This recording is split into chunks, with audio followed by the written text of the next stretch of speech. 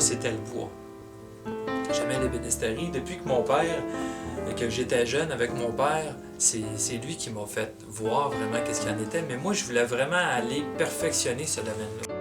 Puis au cours des années que j'ai faites, j'ai vraiment été chercher en profondeur au niveau des grades, au niveau du classement, au niveau de la finition, au niveau de tout ce qui englobe au complet au niveau du bois de finition pour être capable d'offrir un service.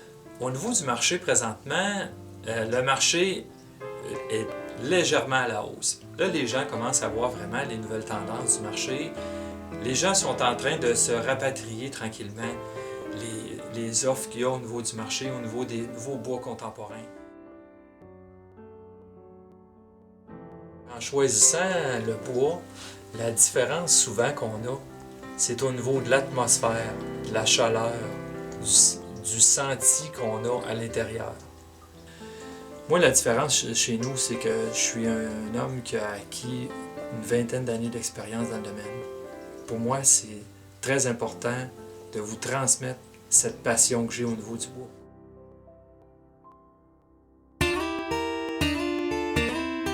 Moi, je dirais que le bois, c'est intemporel. Fait que le bois passe toujours à travers le temps, à travers les années. C'est sûr et certain que le bois restera toujours le bois. Si on remarque aussi d'ailleurs, expliquez-moi pourquoi que les gens veulent toujours imiter le bois, puis que tout ce qui existe, c'est toujours des imitations de bois. Ben moi, je me dis, pourquoi qu'on imite toujours le bois, puis pourquoi qu'aujourd'hui, avec mon entreprise, vous êtes capable d'avoir vraiment la possibilité d'avoir du bois. Nous autres, on travaille directement avec les clients, on est fabricants. En étant fabricant, comme ça, on étudie votre projet, on regarde qu'est-ce qu'il y en est. Puis par rapport à ça, on va arriver à ce que votre projet soit réalisé. Ben moi, je développe les deux clientèles, c'est résidentiel et commercial.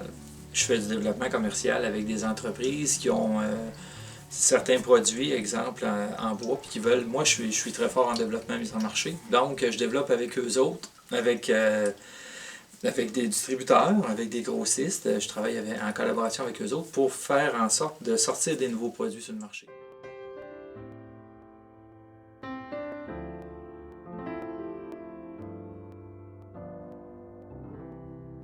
Quand on est avec un bois, souvent, on ne le sait pas, mais rendu à l'autre bout, il y a peut-être 4 ou 5 intermédiaires. Tandis que là, vous êtes directement avec le fabricant.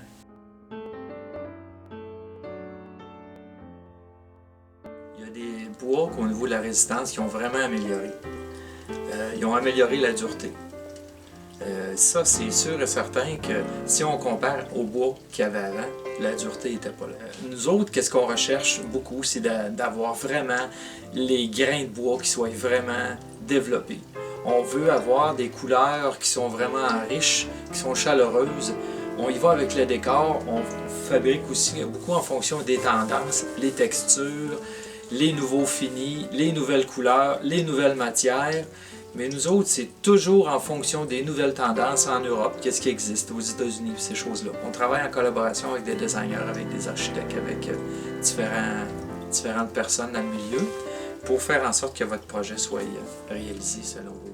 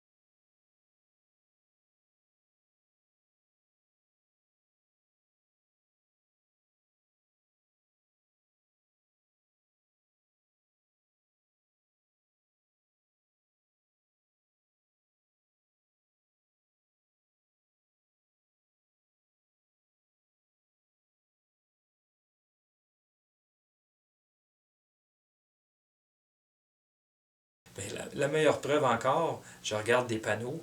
Il y a des panneaux en mélamine qui se vendent sur le marché que moi je vends au prix du bois. Fait que c'est des panneaux qui se vendent 100-150$ du panneau. Est-ce que ça a du bon sens? Pourquoi qu'on paierait 100-150$ du panneau tandis que moi je suis capable d'en avoir en bois? C'est des choses que les gens, probablement beaucoup de gens aussi ne connaissent pas, ces marchés-là. Les gens, pour eux autres, c'est vraiment un univers en soi, le domaine du bois. C'est vraiment quelque chose d'unique. Puis il faut vraiment aller savoir à quel endroit, quelle finition, quel bois, puis de quelle façon qui va être installé. C'est vraiment ça qu'il faut vraiment aller chercher comme connaissance. Puis moi, c'est ce que je suis allé chercher comme connaissance. Fait que dans une salle de bain, dans une cuisine,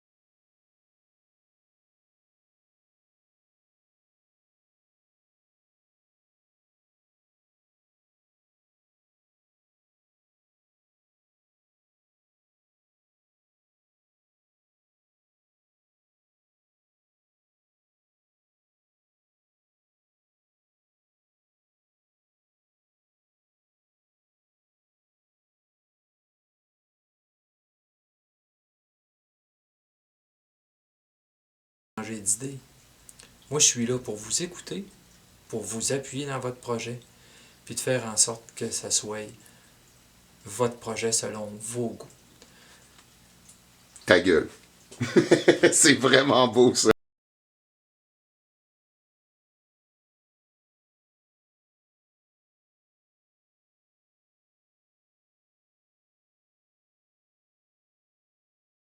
Le bois, on aime ou on n'aime pas, mais chose certaine, quand on aime le bois, lui, il nous apporte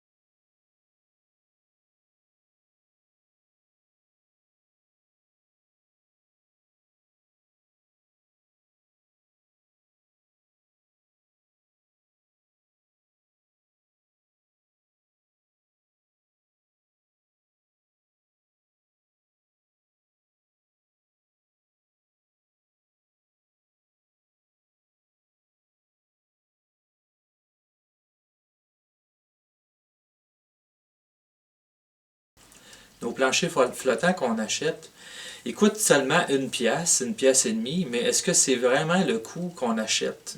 C'est ce qu'il faut se poser comme question. Est-ce que c'est ça que ça coûte? Si on fait le calcul, grosso modo, ça coûte beaucoup plus que ça. Qu'on le fasse le calcul, puis ça, moi j'ai l'intention de le faire le calcul, puis de le prouver vraiment que ça coûte beaucoup plus cher que ça. Puis l'avantage qu'on a, c'est qu'on le sait très bien, normalement, une maison, on ne garde pas ça juste 4-5 ans. Là.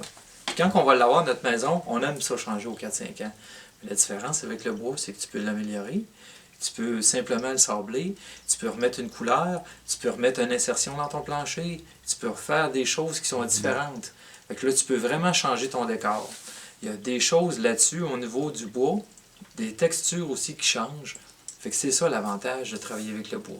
Puis à quelle place qu'on est le mieux si on est pas si on est vraiment dans un environnement en bois, la chaleur que ça peut nous apporter, puis le sentiment d'ambiance puis de réconfort, il reste toujours là. Quand on est dans des endroits plus neutres, plus blancs, qu'il n'y a pas de bois, automatiquement, c'est naturel. Parce que nous autres, on est, d'un certain sens, on est naturel, on vient de la nature, ces choses-là aussi. Par rapport à ça, ben, quand on retombe à la nature, qu'on est dans notre environnement naturel avec du bois, on se sent mieux. C'est juste une question de logique. Qui sont tes clients?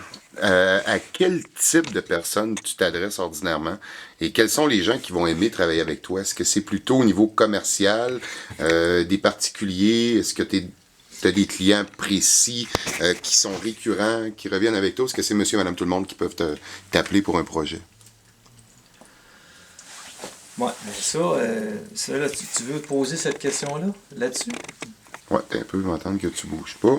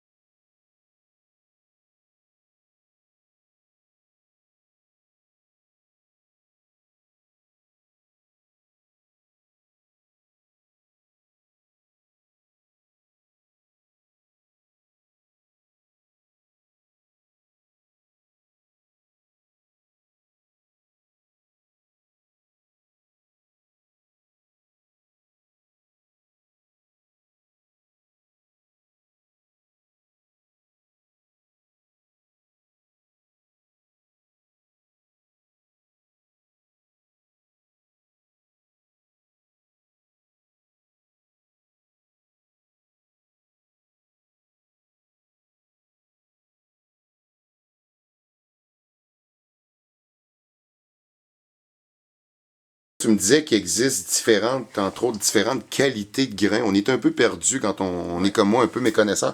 Comment tu pourrais nous résumer le plus simplement, qu'est-ce qu'une personne devrait regarder avant de faire affaire avec quelqu'un comme toi avant d'acheter du bois? Qu'est-ce qu'on devrait regarder au niveau des grades? Comment ça fonctionne?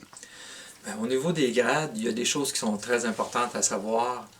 Simplement, regarder le site Internet. Il y en a qui s'avancent avec des sites Internet qu'il y a des nœuds noirs sur leur site Internet. On ne peut pas faire en sorte de présenter des produits comme ça. Parce que la qualité, on ne sait pas quand est-ce que ces nœuds-là vont tomber. Nous autres, chez Select, on priorise vraiment d'avoir la qualité. Le classement du bois, nous autres, c'est sûr et certain qu'on respecte les grades nationales. On respecte le grade national de la NHLA au niveau du bois franc, puis de la NLGA au niveau des bois mous. Ça, c'est des choses qui sont prioritaires chez nous. Puis il n'est pas question de mettre un 10 ou un 20 ou un 30 ou un 50% de grade second. Ça, il n'y en est pas question. Si, advenant le cas, que ce qu'on appelle dans le jargon, c'est du Milron. Parce que ce qui se vend beaucoup sur le marché, il n'y a pas ça. C'est bon. Parle-moi du Milron. Qu'est-ce que c'est exactement? Le Milron, simplement, c'est que les gens prennent une bille de bois, puis ils coupent toute la bille au complet, puis eux autres, ils disent que c'est du Select. Mais les gens ne savent pas c'est quoi du Select. Un Select, ça se calcule en nombre de surfaces claires, puis au niveau des nœuds, la grosseur des nœuds, si c'est des nœuds sains, ou la grosseur des nœuds, puis la quantité de nœuds. C'est comme ça que ça se classe, simplement. Fait que, simplement, au niveau des bois mous, c'est ça. Puis au niveau des bois francs, c'est la même chose. Au niveau des bois francs, c'est au niveau des surfaces claires. Puis les nœuds, simplement, qui sont à l'intérieur. Fait que, au niveau du grade, c'est très important pour plusieurs choses. Mais dépendant du genre de travail qu'on utilise, dépendant du genre de travail qu'on a à faire, nous autres, on utilise ce bois-là pour faire d'autres choses, pour faire des composantes, pour faire d'autres pièces, pour faire en sorte que à l'intérieur des pièces, nous autres, on débite au niveau des pièces claires, ou dépendant si on a besoin d'avoir du bois avec des nœuds ou pas de nœuds, puis dépendant de la qualité des nœuds, à ce moment-là, il n'y a pas de problème à l'utiliser, le bois. Mais comme dirait... c'est souvent ce qui est plate, c'est que les gens ont souvent eu des matériaux, ont souvent eu du bois par des gens qui voulaient vendre à tout prix. Ils veulent vendre à tout prix un prix. Ce que les gens veulent avoir, c'est un prix. Ils ne recherchent pas une qualité, ils recherchent un prix. Mais si les gens rechercheraient un prix, peut-être quand ils vérifieraient que le prix qu'ils ont payé, c'est trop cher, même encore, pour le grade qu'ils ont. Mais ça, de quelle façon on se fie à ça? Moi, c'est ma priorité. Moi, je suis allé suivre toutes les formations pour faire en sorte que je puisse être capable de bien vous conseiller, puis de faire en sorte que vous soyez content du choix que vous avez choisi. Et on le travaille ensemble.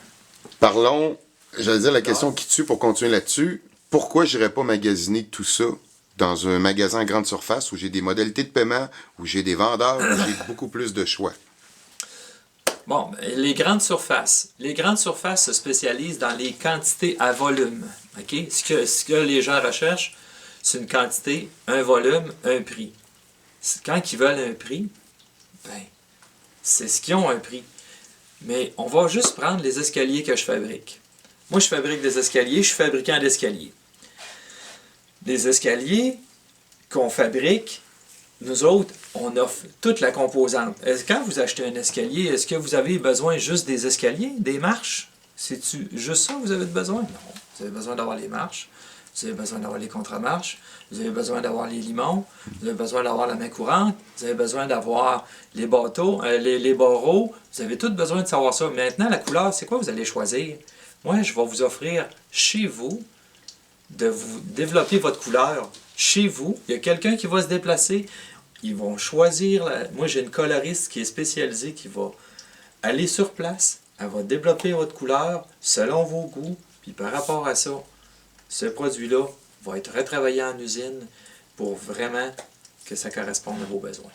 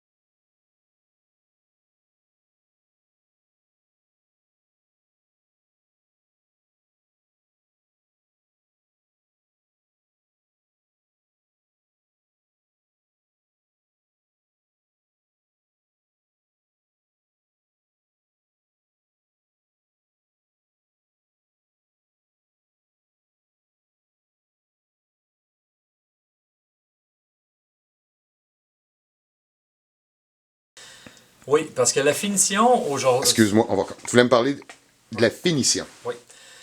La finition, c'est vraiment la phase qui est le plus important au niveau du bois. Souvent, c'est quelque chose qui est malheureusement mis trop rapidement, puis qui fait en sorte que la qualité n'est pas là.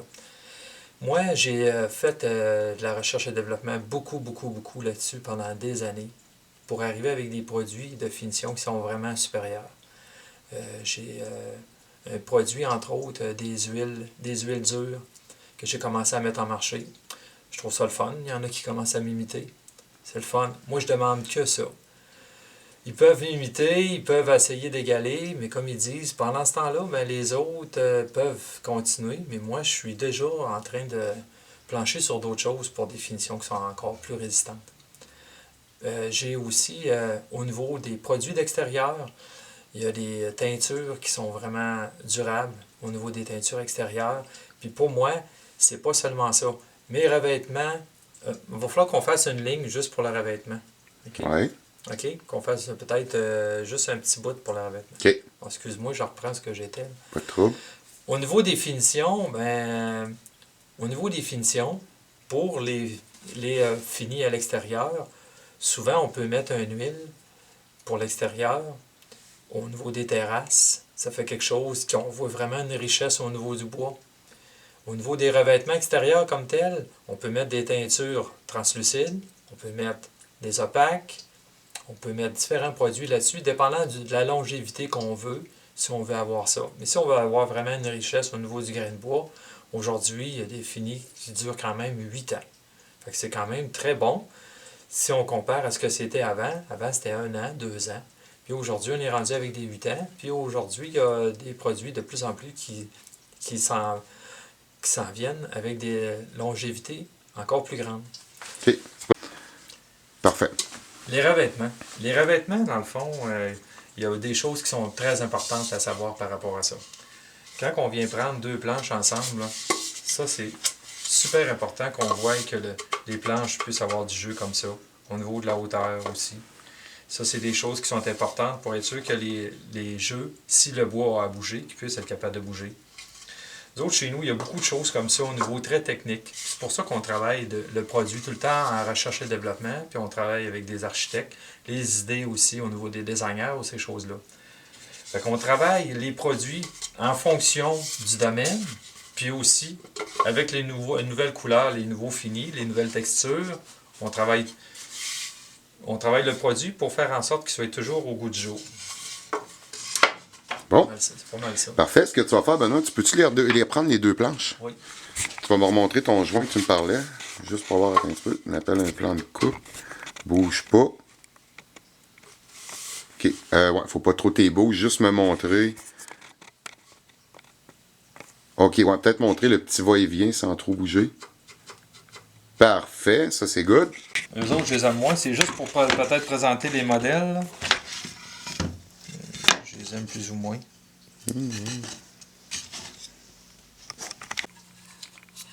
Un coin. C'est super beau, ça. OK. Ouais.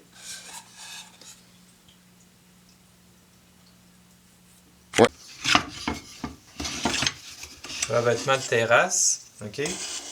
On vient mettre ça ici comme ça. T'es-tu pas? On vient fixer ici.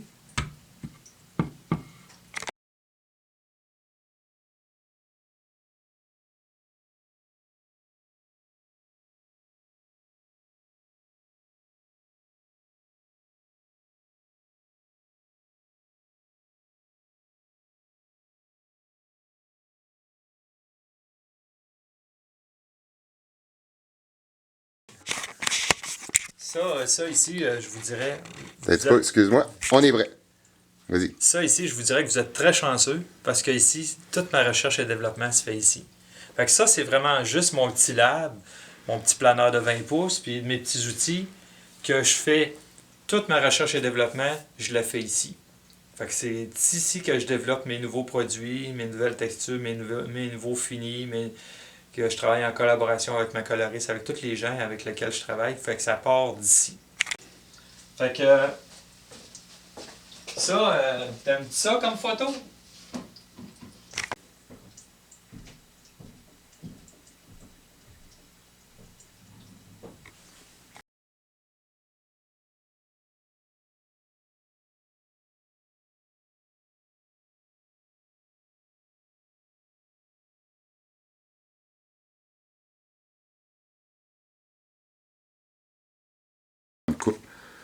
Voilà. Parce que là, il y a des cochonneries là-dessus. Tu prends pas ça en vidéo? Non, non, non, non. Hein? Non, des plans de coupe. Ah, Dis rien, ok. hein? C'est juste faire des transitions entre tes scènes.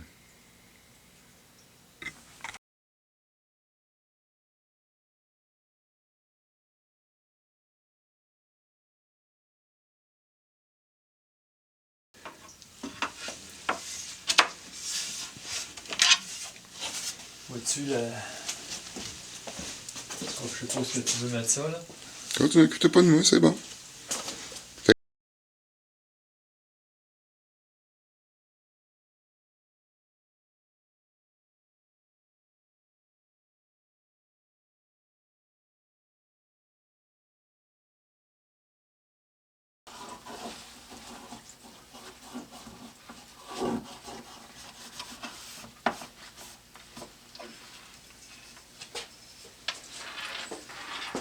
Ça, c'est tes comptoirs. C'est Ouais, de toute ça, beauté. c'est notre nouvelle série de comptoirs. Maintenant, nous autres, on travaille en collaboration avec des distributeurs. Là, on est en train de peaufiner justement un programme. C'est ça. C'est de toute beauté. Ouais.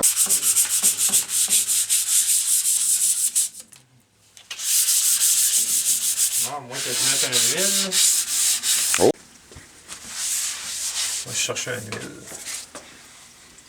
Juste prendre une huile. Attends un peu. Check bien, moi. Les gens vont vouloir voir c'est quoi. Regarde.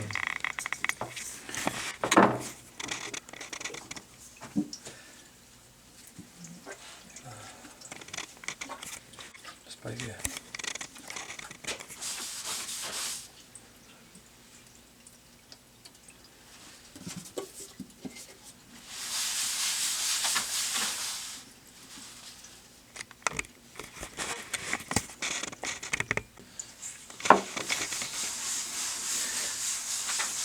Très important, quand vous mettez de l'huile sur une planche, il faut le gorger d'abord et avant tout.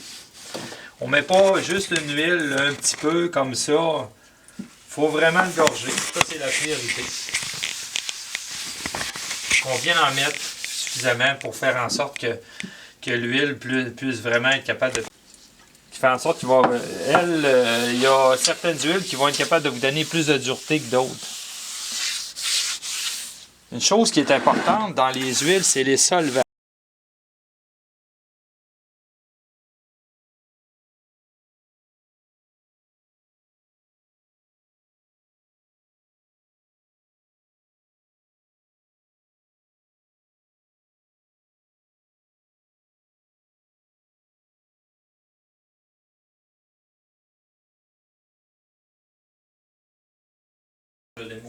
OK.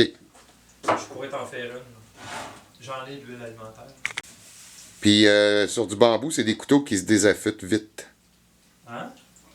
C'est génial, ça, ce que tu fais là. Ouais.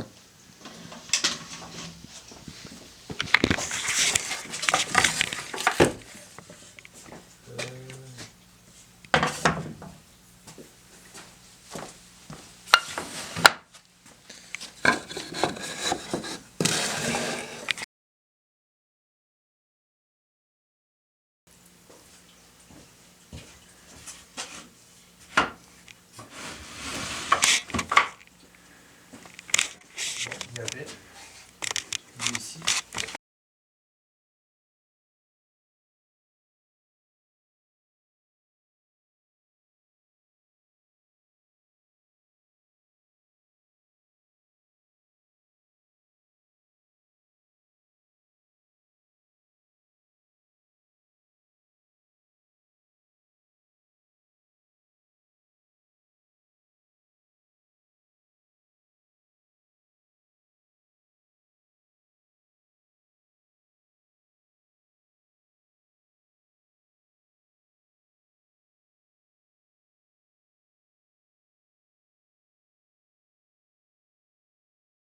Avec le BMT, c'est que celui-là, il a vraiment été rééquilibré.